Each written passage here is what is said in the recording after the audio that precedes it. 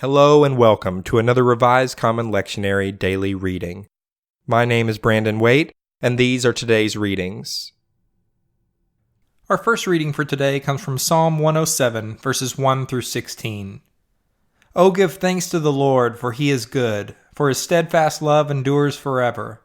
Let the redeemed of the Lord say so, those he redeemed from trouble and gathered in from the lands, from east and from the west, from north and from the south. Some wandered in desert wastes, finding no way to an inhabited town, hungry and thirsty. Their soul fainted within them. Then they cried to the Lord in their trouble, and he delivered them from their distress.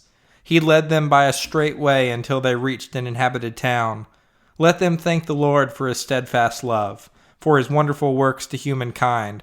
For he satisfies the thirsty, and the hungry he fills with good things.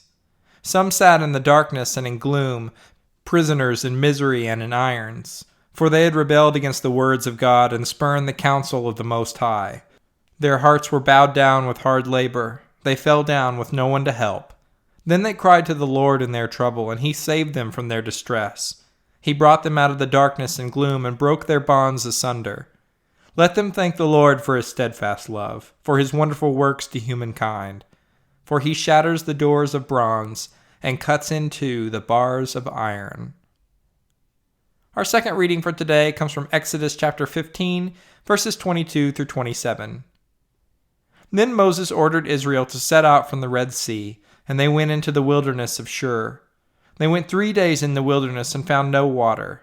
When they came to Marah, they could not drink the water of Marah because it was bitter. That is why it was called Marah. And the people complained against Moses, saying, "What shall we drink?" And he cried out to the Lord, and the Lord showed him a piece of wood.